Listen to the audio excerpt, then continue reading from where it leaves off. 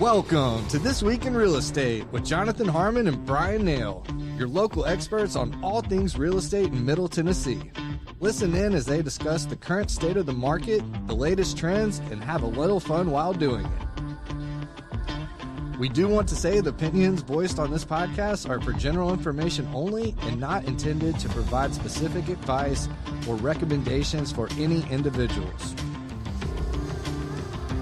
All right, y'all, we're back with another week of This Week in Real Estate with Jonathan Harmon and Bryan Nale, where we're putting the Nourish and nourishing the community.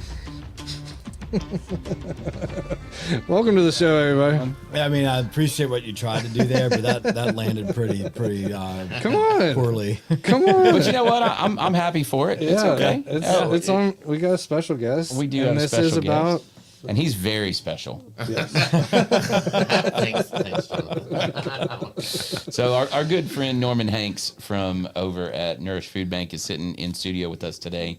And, it's interesting.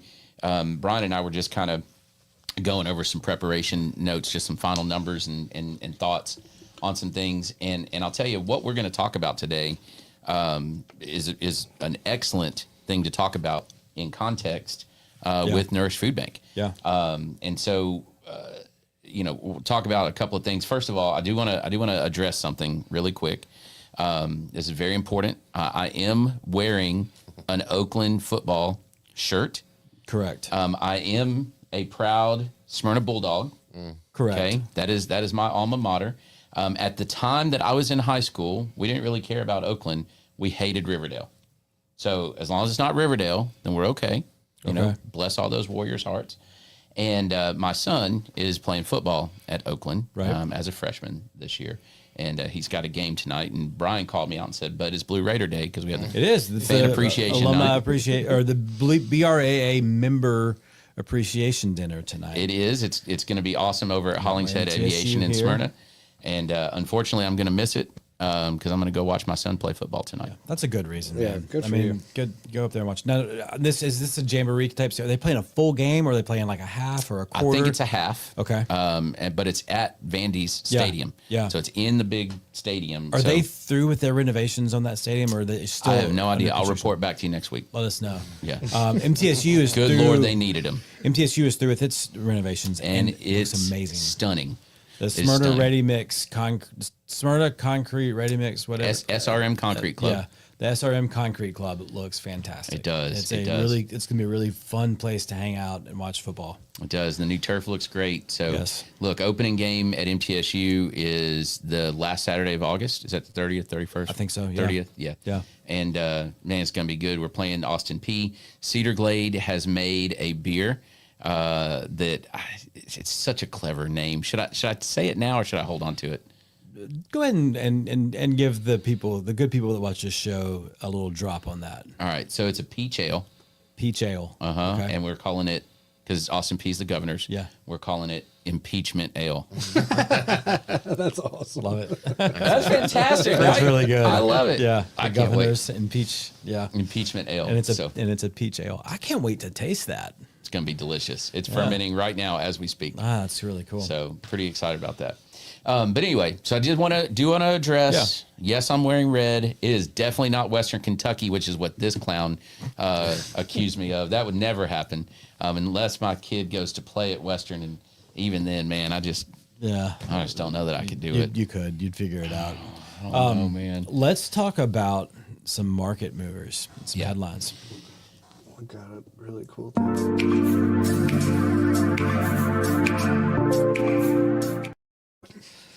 All right, so this week we got a big report with inflation, and I think it's important that we pay attention to some of the nuances, just like everything, and the data that we're looking at. And so, what I wanted to do was talk about the difference between core inflation and headline inflation. And when you're looking at inflation reports, what does the Fed do? How do they what's the broader diagnosis of the economy based on inflation, because what do we all know from watching this show? People like, right, what we know that if inflation is high, interest rates are going to stay high, and if inflation is low, then we should start to see interest rates coming down. The Fed is also in a position where they are very concerned about the labor statistics and the workforce. And so with unemployment going high, what you would expect is rates to be moving lower. It will work the opposite of how inflation works. So if unemployment is high, people are not working, the economy seems to be slowing down, that's when the Federal Reserve would start to lower their Fed target funds rate to try to stimulate the economy. So unemployment being low is actually going to give them reason to keep rates higher. So we're not going to talk about unemployment much right now. And for context, we've said this several times and Norman, this pulls you right in. If your focus is on whether or not interest rates are going to come down, right? If that's what you're really concerned with, then in order for that to happen, there has to be some pain, a certain amount of pain. Yeah. And that pain comes through inflation. It comes through unemployment. It comes through all of these things, which pulls Nourish directly in. And we'll pull that in just a second. And I definitely want to hear, when we talk about inflation, I want to hear what's going on with you guys, because I know there's a lot happening over there that directly dovetails with what we're talking about. And there's big talk right now of mortgage rates being at 10-month lows, lowest they've been since last October. And that's all well and true. But again, I want to remind people that we've been in a very tight range.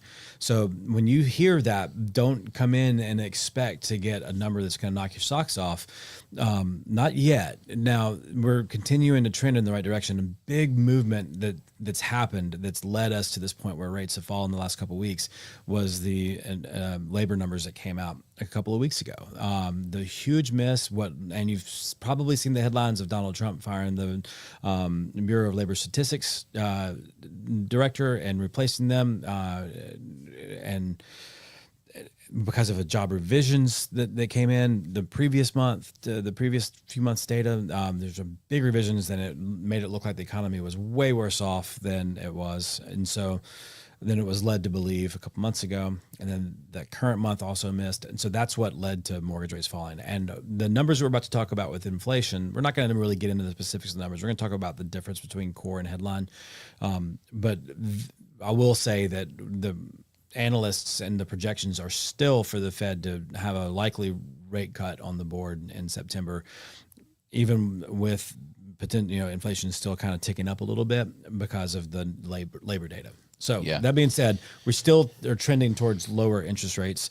But let's talk about that. Jonathan, tell us what is the difference between core and headline inflation? Yeah, and I want to say something about what you just said as well. Everything that you read, and we say this over and over and over, but everything that you read, make sure that if you're making actions based on headlines, that you're digging into the headlines a little bit, and that you know what you're looking at. Right. And when if the Fed does cut rates in September, that doesn't tell us what mortgage rates are going to do. Correct. The mortgage rates are pricing in the likelihood of that cut right now. Whatever they think is going to happen, they're going to go ahead and exactly. So that's why you've seen the softening in interest rates and lowering rates. So Norman, on inflation numbers, there's two numbers that get quoted, and I'll be honest with you, rarely do I see in a headline type setting, a USA Today or a whatever type setting, rarely do I see a differentiation between core and headline CPI, Consumer Price Index, right? Which is the measure of inflation. Usually it just says inflation is up or inflation is down or whatever, right?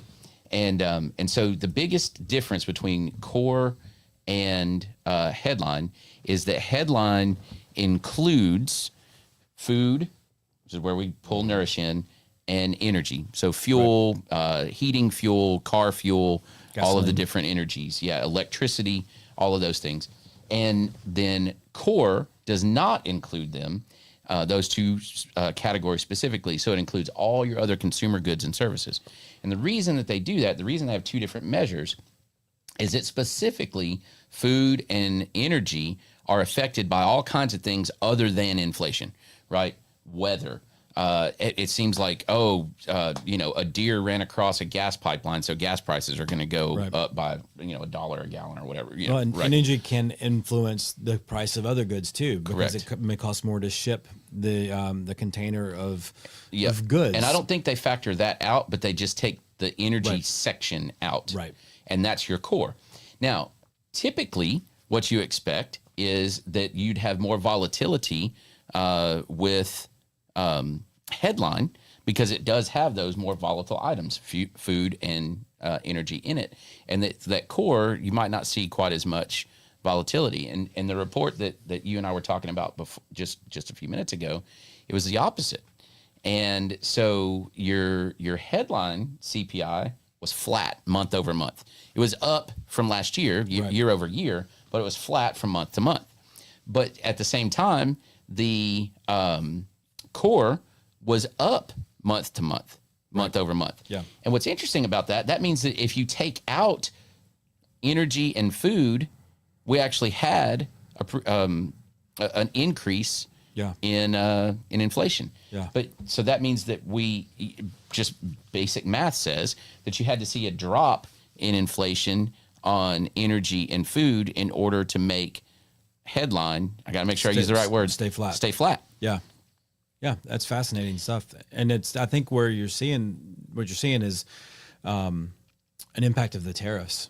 It is probably what's driving the core inflation a little bit higher. So we're seeing it. All the imports, all the things that you read about that might happen with tariffs is encapsulated there in that report. Now, that being said, if inflation is accelerating, then that's not good for interest rates. But it doesn't seem to be accelerated enough to kind of slow down the expectation of what the Fed might do in September.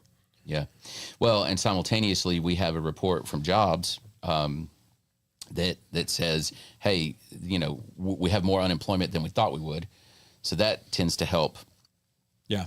On those rates as well. Yeah. So it's so interesting how many different factors play into one number. Yeah. Right. And ultimately that one number is even based on somebody's feelings about all these factors. It's not even the factors themselves. Yeah. Yeah. So pretty interesting. Norman. Yes. Let's talk about how all of this is affecting you guys. So Nourish Food Banks, you guys have 2 locations? We have 3 locations. 3. Yes. Okay. Where's the third one? I know you got Smyrna. We've got Smyrna. We've got the one here in Murfreesboro, and we have one in partnership with the Glencliff Presbytery and Nueva Vida out of Nashville. Oh, I didn't know about that one. Yeah, down on Thompson Lane. Okay. Very cool. So Nourish has been around for a little while. About 43 years. Yeah, that's a long while, actually. A long while. And I love so much what you guys do. So y'all are on the front line, right? People show up at Nourish and say, dude, we need help. I need help. I need food. Initial crisis, right, is always, how do I feed my family first? And we are there to bridge that gap for all of our clients, all of our neighbors that need us. But we also provide other resources. We work with other organizations throughout the community to make sure that our clients and neighbors are getting all of the help they need, right? We don't want someone to come in and get food and then be like, well, I need to find a job and I need to get my electric bill covered. I was going to say they just cut off the electric. Yeah. Right. So we are able to resource and help these people with referrals so that they can find those jobs. We can get them placed in a full-time job within 24 hours because we have great partnerships through the community, right? And we have partner agencies like Community Helpers of Rutherford County is in the building with us here. So if a client needs rental assistance or prescription assistance or utility assistance, they're there to sort of help bridge that gap up to a certain amount as well. So let's talk about this last year specifically. On this show, we talk all the time about the volatility of things and, how is Main Street, as they say, reacting to, Wall Street and tariffs and, interest rates and employment, all of these different factors that we talk about kind of in a vacuum on this show. What's it looking like where you are? What's the last year at Nourish Food Bank looked like? Yeah, so the past year's been wild, right? With the price increases that we've seen at the groceries and all around everything. It's just gone up. And our clients are growing. We're not seeing the same regular clients we've seen for the past 10 years, right? We're seeing new clients. We've had a lot of people laid off from some major companies in the community, right? And those people now have to figure out how do I feed my family, right? There's not a new warehouse coming in that I can go work at right now. How do I get food on the table? So we're seeing this huge surge of new faces that we've never seen before. And with that, we're also seeing this huge cut to some of the food resources that we're used to being able to get, right? So we partner with Second Harvest to receive USDA foods, which is a government-funded food programming. And we've seen a huge cut in that, right? We used to be able to get canned goods and dry goods and frozen meat product and dairy product. And I placed an order this past week and I was able to get 5 things, right? No canned goods, no dry goods. It was fruit, right? So seeing those cuts has really impacted what we do, how we serve. We're trying as hard as we can to make sure that our clients are still getting the service they need, right? And the amount of food that we like to provide to our clients, which is a grocery cart full of food. We try to feed every person in the family at least 21 meals. So in June, we did 5,000 meals, a little over 5,000 meals. In July, we did over 7,000, almost 8. So there's a huge increase. We're seeing numbers just like we've never seen before on a daily basis. And you know, if you're sitting there and man, there's so many different opinions and mindsets that kind of play into organizations like yours and yours specifically. And I think the number one thing that people have to realize is that with everything that we're talking about, and then hearing what you're talking about, dude, it really could be you. When we say this, and we've said it for 2.5 years now, in order for us to go back to lower rates, we have to see pain. This is the pain. That's the pain. Mm-hmm. That's what we're talking about. And it could get worse before it gets better. And you know, you lose your job today, and you know, all of a sudden you had this much income, and now you have this much income, and you have to immediately start making choices. Yeah. And you know, maybe you've been diligent and saved, and you can survive for a little while, and that's cool. And good for you, and I hope that you do, and I hope that everybody watching this does that. Right. The statistics will tell you that most people don't. That's exactly right. And in Rutherford County, we can almost guarantee the majority of people that live in this community, right, are one paycheck away from homelessness. And that's not just Rutherford County. That's just how it is. And as we've had a year's worth of or more worth of inflation and tariffs and all these different things, and we've seen that market basket of goods. Brian, I referenced this the other day.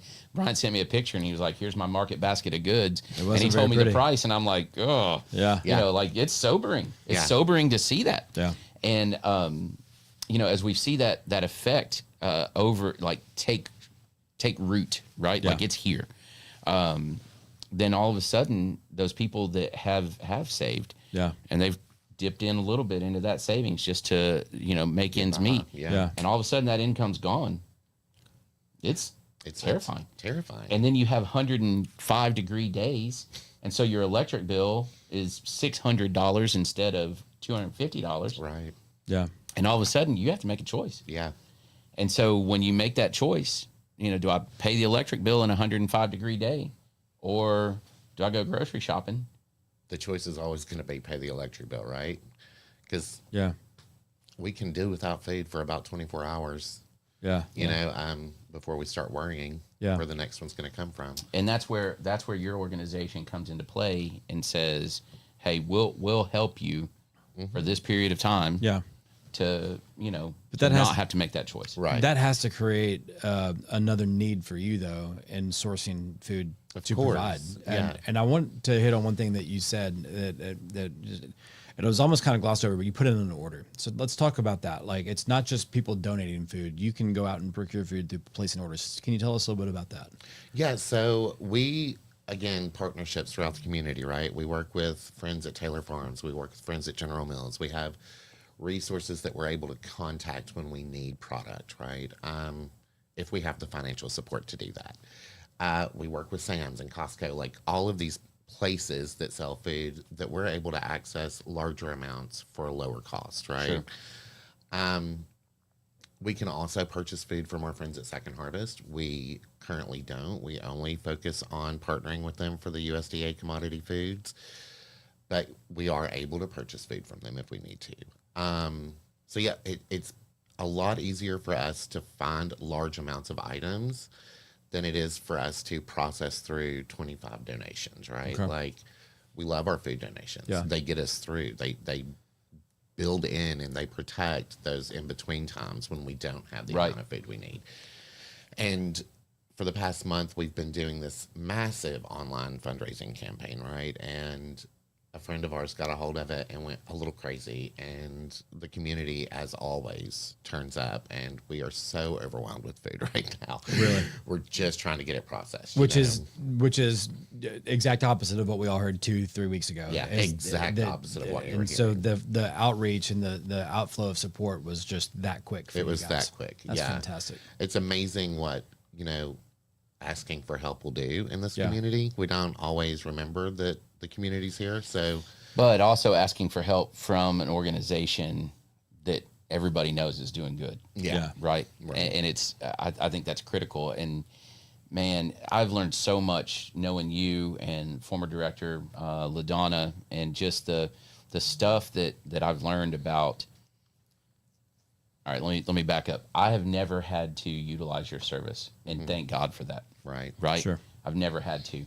And in many years past, right, I have said ignorant, stupid things that now I realize were totally ignorant, right? Right. And knowing what I know about your organization and the mission that you guys have and what you do, I cannot think of a better organization to get behind than what you guys do. And I think say this about Second Harvest as well.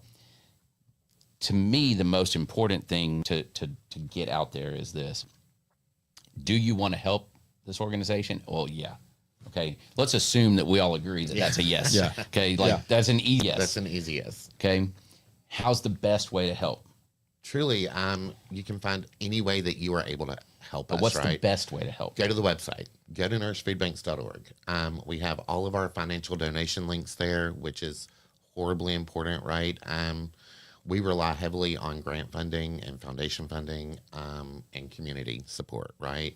We always have. Mm-hmm. So currently, we, again, doing a huge financial fundraiser online, and it's being very successful. But we need committed, recurring donors, right? That's what I was trying to get to. Donation is horribly important for us. If it's $5, that's helpful, right? And I think this is critical. Okay, if I'm watching this and I'm on a fixed income, or I'm, maybe I lost my job, but I have enough savings that I can get through, and I've got a new job prospect or whatever, right? But I still, I felt that pressure, I felt that pain, and I say, okay, I want to make sure that nobody else has to do that. I want to help, right? And I've got $10 a month that I can dedicate to this, okay? And I feel like it's not very much, and I feel like it's not important, okay? Right? And with $10, I can go buy 5 cans of green beans, or maybe I go to Aldi and I can buy 10 cans of green beans and bring them in, right? Okay, or I can sign up and give you $10 a month. And you can purchase, I think this is the magic, right? Yeah. You can purchase way more than 10 cans of green beans with that $10. Yes, exactly right. Again, with partnerships in the community, I can always reach out and say, we have this, I need this, what can we do, right? And it comes in. You can stretch it way farther than I can, because of the type of organization you are and the bulk that you buy things in. Yes, exactly right. And here's the other thing, and I realized this way back when I was in high school, and we had a canned food drive, and it was a competition, right? Like which class can bring in the most, whatever, right? All of that. And what happened at that time is everybody from my school went to Aldi and bought them out. Totally bought them out. There was no canned food at Aldi. None. Yeah. Right? The ramen was gone. Everything was gone. All the low-priced food was gone to win this contest. Right. Okay. Cool. Helped support the, whatever, I guess it was Second Harvest at that time. I'm not sure. But think about this for a second. At the same time, we knew where all the cheap food was, right? Well, guess who else knows where all the cheap food is? People that need to buy cheap food. Right. So we wiped out all the cheap food in order to give away all the cheap food. Yeah. Do you see what I'm saying? Yeah. So it was kind of like a double whammy. Yeah. Yeah. So now those people that would normally be able to purchase their own cheap food can't get it because it's not there to get it. Yeah. Because we bought it Y'all to bought it to donate give to them. Yeah. Yeah. But they wouldn't have necessarily had to go It's a circle. buy it. It's circle, Matthew yeah. McConaughey. Time is a flat circle. Well, there you go. Yeah. So if instead I just gave you that money, you would bypass that source for someone Right. and go somewhere else.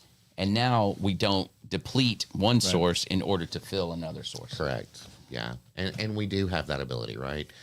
I can talk to our store managers and our friends in the community and say, hey, I need to purchase this.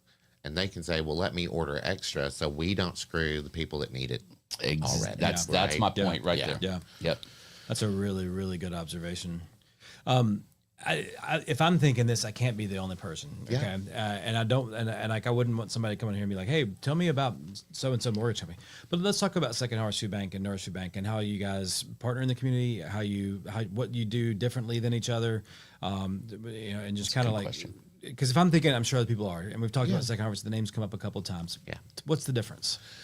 So Nourish is a direct service organization. Okay. We directly serve the people that need our services. You have literal people lined up. every day, Right. Monday through Thursday. There are people out in our lobby waiting to get food. Speaking of which, that's another great way to support Nourish because they need people to serve those. And so there's volunteers. So you go to the website, you can see the financial forms and stuff, the financial options. that you And can donate. our But volunteers you can sign up for is volunteer there. shifts. And my kids have both done that. And, Yeah. and it's a great experience. Okay, Yeah, keep going. we wear people out. That's why they come, right? We're like, I've met, and so we're Trent's- gonna wear you out. Trent, I met Trent's mom Yes. volunteering at Nourish. Man, Food Amy Trent's mom Denson- volunteers everywhere, dude. She Amy is. is Murfreesboro awesome. would We implode love. without Amy Denson. I'm I telling think you. it would. She's Yeah. one of our favorite friends, and I think she's coming back this year to help us with backpack deliveries. So we're Okay, excited. great. Oh, We're yeah, gonna we do- got to we're talk gonna- about we're that gonna too. get to that too. But Yeah. that's- All right. Yeah. keep Carry going. on. So Second Harvest is a source for product, right? They are the middleman for the USDA commodity programming. So any agency that provides USDA commodities within this area has to get It's those statewide. statewide. Yeah. Has to get those from Second Harvest. Okay. Okay. Second Harvest does not or has not in the past directly served anyone. They serve people like us who are then serving the communities that they're in. Gotcha. Okay. I believe they're changing that model a little bit in the next year or so, is some of the news I'm seeing, but who knows? We'll see what happens. Well, they do those pantries too. They do Mobile pantries. mobile pantries that go out, right? Organizations like us purchase those mobile pantries and they bring them out and set them up, and then we provide volunteers to staff it and serve it. I think for the layman, somebody that would think retail wise, Second Harvest is like a wholesaler, Yeah. Yes. right? And you guys are the retailers, Right. Okay. Yeah. Yeah. Okay. We're able to purchase food product from Second Harvest, like I said earlier. Yeah. We try really hard not to. That's where our community support comes in, truly. We have, in the past few weeks, received so many food donations that are going to help us offset this federally funded programming that's been cut so much. So Second Harvest is there if we need to purchase items. It's not always the most financially chosen way to purchase food. Again, I can reach out to my friends at Sam's or Costco or Kroger or Aldi, But it's there to fill the gaps. but it's there to fill the gaps when we need it. Yeah. And here's the thing, it fills the gaps statewide. So obviously Nourish is not the only organization in the state like this. So the communities that you serve, for every community that you serve, we have 95 counties. Yeah. You know what I mean? So it's all over the state. Yeah. And they also have arms that help disaster relief and things like that. So there's all kinds of other avenues that they distribute out to. Let's talk backpacks for a second. Okay. So you may or may not know Rutherford County has a program called Atlas, and the Atlas program puts food in kids' backpacks. It's very discreet. Very discreet. That kids that think about this for a second, okay? I want you to pause and think about this. Like, this is crazy to me that this is a thing, but it is. You have kids that are on free and reduced lunch, right? And that lunch and breakfast that they get at school might be the only meal they eat that day. Like, there are kids that's their meals. Yes. And so 5 days a week they eat because they eat at school. And so then they go some version of home, right? Sometimes it's a motel, sometimes it's a car, sometimes it's a camper, sometimes it's Couch surfing. somebody's couch, whatever. And so for 2 days, they may not know where it's coming from. Right. And it might not come. Right. And so Atlas exists, again, to fill in those gaps. Yes. So we partner with Rutherford County Schools. We've been partnering with them for as long as I can remember, at least 12 years. Last year, we had 10 schools. We were delivering 160 Atlas backpacks a week to those schools on Thursdays so that the counselors would have them Friday morning to sneak into the bags. This year, the school system has reached out and asked us to take on an additional 11 schools. 21 schools. 21 schools is what we're looking at this year. I'm still waiting for final numbers. It takes the counselors a couple of weeks into the school system to figure out exactly who all they're wanting to serve. So next week, I think we start delivering to our school systems. And we have no idea how many that's going to be, right? But we try to make sure those kids have food that they can make at least 7 meals with. So it's granola bars and fruit cups and, I hate to say it, ramen, right? It's cheap. It's easy for kids to make. Microwavable mac and cheese cups, some sort of meat product. We have either pouch chicken or pouch tuna that go in those bags. Snack crackers, juice boxes, things that kids can easily throw in a microwave and cook, right? We don't want kids standing over a stove, hurting themselves or possibly burning down a house. Well, and they may not have access to it. And they may not. Right. But we want to make sure that it's something that even if they're just running by a gas station while they're out playing or something, they can toss it in the microwave and cook it, right? And it's not just homeless children, right? It's mom and dad are working every day of the week. They just can't provide everything they need to be able to provide for these kids. Look, man, it's crazy that exists in our world. In this country specifically, but it does. It absolutely does. And so what are we doing about it? Right. And we're not the only people that provide, right? Every school in the county receives Atlas backpacks from somewhere. It's been that way since they started the programming. What we're seeing is, like this year, 10 schools that were dropped because the people who had them couldn't afford to continue this year, right? And that happened last year. We had been doing 6 schools the year before. And they reached out and said, we've had these certain organizations drop out of the programming. They can't afford to keep on doing it. Can y'all please pick up? And we always say yes, right? Like, that's just who we are. So if somebody's watching this and maybe they didn't even know that Atlas existed, they were not aware of this problem.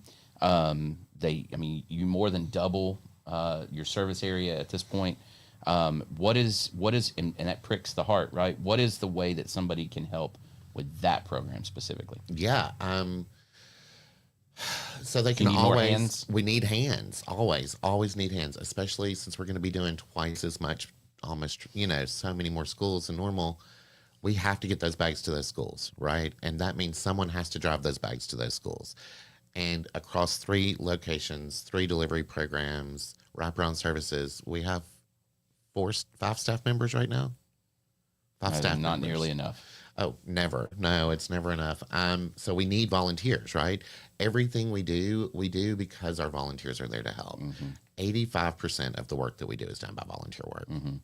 So if somebody wants to help with those deliveries, all they've got to do is come in, send me an email, reach out somehow and let us know that you're interested. I'll be trying to schedule those deliveries soon. I'm working on it with the school system right now to make sure we have the exact right number of schools and which bags. But yeah, I'll be creating that list soon and I'll be needing people to fill it.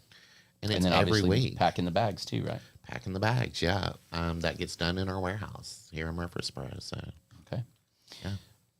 I think it's thank you, Norman, for coming on and spending some time with us today. Yeah, thanks for having me. Absolutely. Trent's going to put the link, and real quick, what is it, Norman? NourishFoodBanks.org. And Banks has an S on the end. It does. NourishFoodBanks.org. Trent will put that in there as well. And I think we should close with "This is real." Oh, totally forgot about it. Oh, We don't have it. Doesn't have one. So this is real. This is real. Right here, there is a picture of no picture. And it is real sometimes that people will list a house With no picture. with no picture. Yeah, I've seen that. It makes me Some crazy. real tracks. Yeah. Yeah. Anyway, So that's real. that's real. I think that's it, man. Yeah. Norman's a great guy, great organization. If there's something, if you're looking for a way, look, all kinds of programs right now require your kids to do volunteer hours. I cannot think of a better place for them to spend some time and to get a little exposure, perhaps. My kids need that exposure to understand that, you're very privileged, and you're not everybody has the same circumstances that you do. Yeah, absolutely. Good stuff, y'all. Yeah. Norman, thank you as always. As it's already been mentioned, just donate, volunteer, do all the things you can. Spread the positive. Spread the positive, man. That's easy. Nourish the community. Nourish the community. love Gotta it. bring it back. This Let's is bring fantastic. it back, Norman. And then nail your mortgage. And nail your mortgage. I mean, all these really, I don't have a cool one. Mine's What's boring. yours? Eager to serve. Eager to serve. Yeah. It's lame compared to those other three. Not really. I'll get you over with Adams and Swann. All right. All right, y'all. Cheers. Cheers. Be sure to tune in next week. Share this episode. People need to know about this. And it was kind of scary for a while. We didn't really bring this up, but it's kind of scary for a minute there. Norman mentioned a crazy social media campaign that honestly kind of saved y'all, right? But here's the thing. Don't downplay. Stop, right? Yeah, well, don't stop. Don't downplay your $5 a month donation. 'cause Bows that's what sustains organizations. It is. That's the And, reason and we it's said and it all adds up. It does. That's right. We did If it. that's all you can do it. Yeah. Do it. It all adds Yeah. up. knowing it's there is supportive enough. That's right. Yeah. Awesome. Good stuff, y'all. We'll see you next week. Thanks, guys. Bye. Absolutely. Bye. My inner Trent. Thank you for listening to another episode of This Week in Real Estate with Jonathan Harmon and Bryan Nale, your go-to resource for all things real estate in Middle Tennessee. Be sure to like, share, follow, subscribe, and leave us a 5-star review. We will see y'all on the next one. Now for the nitty-gritty. Premise Mortgage Company is a subsidiary of Premise Bank, a member FDIC. Premise Mortgage NMLS number 1894879, BK number 1042893, ML number 1894879. As always, all loans are subject to credit approval and product guidelines. Equal housing lender.